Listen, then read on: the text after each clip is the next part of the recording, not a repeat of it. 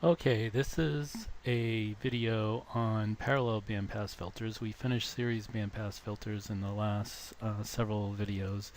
We're only going to spend one video on the parallel case because, as you see, there's a lot of similarities as far as the results go for the parallel compared to series. I mean, there's a few major differences, but you'll see a lot of it's the same. So that's why I don't spend as much time in the parallel case. So first of all, here's our basic parallel bandpass filter. Now, a lot of times, especially people when they first look at this, they're kind of confused because they go, okay, well, why isn't this called a series parallel? Because they see these three components here in parallel, but then RS is in series with this parallel combination from the perspective of source. Well, just these three components are really considered the filter. Okay, these three parallel components, that makes up the filter. You'll see that there's a good reason why we have this resistor RS between the source and where the filter is, and we'll get to that. Also notice that the value of this resistor is much larger than this resistor between the source and the where the filter is. So I'm going to refer you to the book to see the frequency response equation for this circuit. Here in the video, I'm just going to use the circuits approach to show what kind of frequency response curve we get.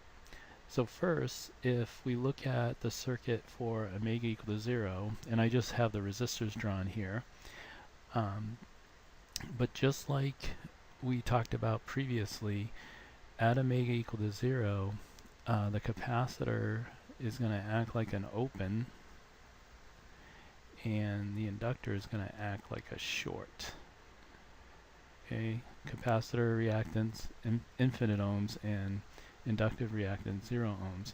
So you see the inductor is acting like a short at this frequency, so we can draw a short in place of its inductor symbol, and the capacitor is like acting like an open, so we can draw an open with a capacitor symbol at this frequency.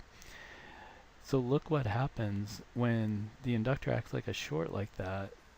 The current will all flow through the inductor, and ideally none of it goes through this resistance that's at the output. So just like we've seen before many times, when the current is 0 through a resistor, the voltage across it is 0.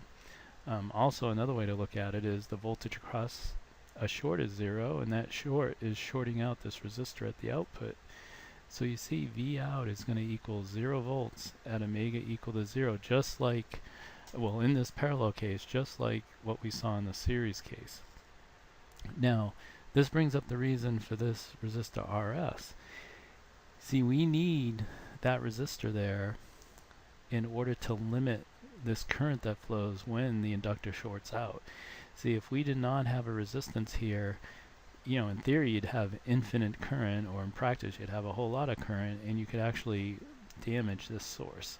So the reason for this resistor that's in series with the source and where the parallel filter is for this reason. It's a safety feature that at omega equal to 0, when you have the inductor as a short and effectively this resistor shorted out, you can still limit the current to prevent damage to the source. Now, the only difference at omega equal to infinity is that the capacitor and the inductor values swap. That now the capacitor is going to act like a short and the inductor is going to act like an open. So now you have a short here where the capacitor is, and you have an open here where the inductor is, but it doesn't matter where the short is. In both cases, that storage element that's acting like a short is going to short out this resistance at the output and make the voltage 0. And again, the resistor is there to limit the current. So just like in the series case, in the parallel case, at both extreme frequencies, right, the minimum you can ever have, because there's no such as no physical meaning to negative frequency, in the highest frequency you can have in theory, infinity, our output is 0. Okay, well, continuing on, if we look at the resonant case, okay, when our source frequency is equal to the resonant frequency, well, this is still true, just like in the series case. Anytime you're at the resonant frequency, reactance of the capacitor and reactance of an inductor are equal. So you're going to get the same resonant frequency equation as we had before. Resonant frequency is just 1 over root LC. Okay.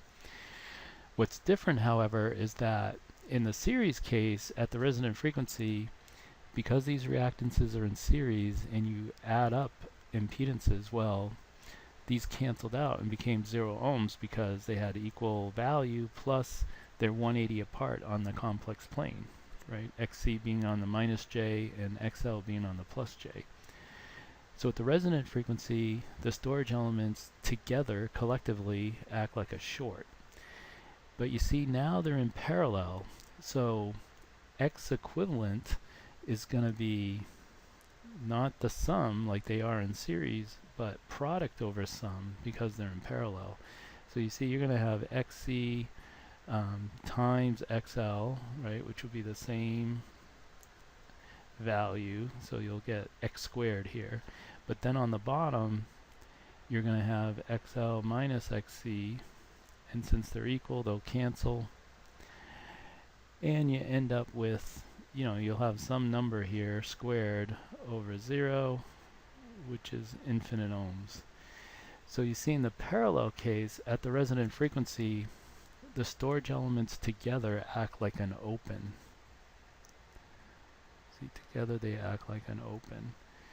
So current's going to flow all through the resistance at the output. None of the current is going to be diverted through the storage elements. So that's when you get your maximum voltage. And you know, this is the reason for this right here, that the resistor at the output is made to be much greater than the resistance between the source and the filter, because that way V out will be approximately equal to VI. You know, approximately equal to VI. You know, if you just put in some numbers, like say, you know, R is 100 and RS is 1, well, you would have V out, you know, using voltage divider, V out would just be 100 divided by 101 times V in. So again, you can approximate that V out over V in, the magnitude of V out over V in, just like in the series case at the resonant frequency, ideally would be 1. Well, with this all, oh, and then last thing here before I draw the curve is that also, just like in the series case, in the parallel case, at either half power or cutoff frequency, you still have this equality that the equivalent reactance is equal to the resistance.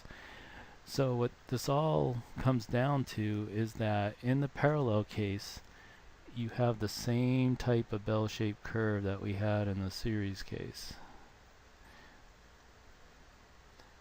Okay, the peak at the resonant frequency, which again ideally is 1.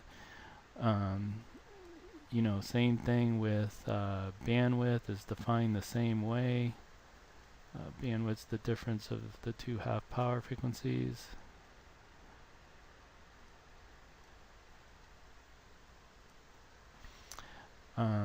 You know, if quality is greater than or equal to 10, this curve becomes, for all practical purposes, symmetric, and all that's still true. So as you can see, and this is the reason why I don't spend as much time in the parallel case as the series case, there's a lot of similarity between the two filters, but there are some differences.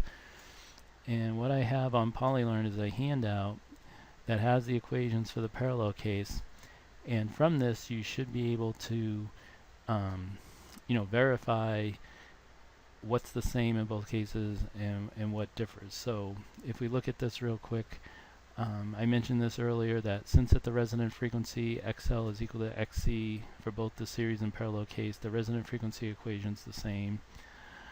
Now, the quality of a parallel bandpass filter is the reciprocal of the series case. So here in this handout, the P stands for parallel, the S for series.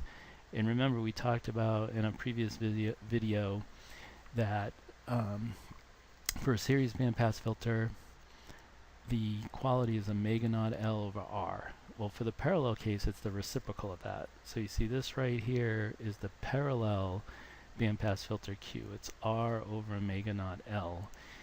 You can also write these quality equations, and I don't believe I wrote this in the previous video, but I could have just as well done it there instead of what I'm about to tell you.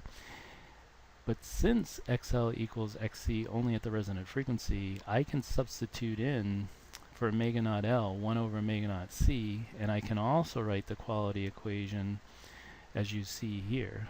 Okay, I can write it as R over omega naught L, or I can write it as omega naught RC, where I'm just substituting in for omega L 1 over omega C. Okay, and that's also true for the series case, that for the series case, in terms of capacitance, the quality of a series bandpass filter would be 1 over omega naught RC. Okay, so you can see the quality equation is different for the two filters. Resonant frequency equation is the same. Bandwidth is always the difference of the two half-power frequencies, so that's the same.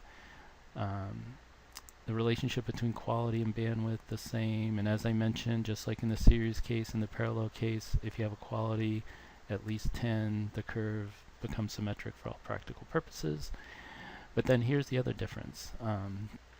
If we went through a similar analysis like we did in the series case, we would see that the half-power frequencies in terms of the circuit quantities R, C, and L are equal to these two equations. Okay, so omega 1 and omega 2, the equations differ from the omega 1 and omega 2 equations for the series case.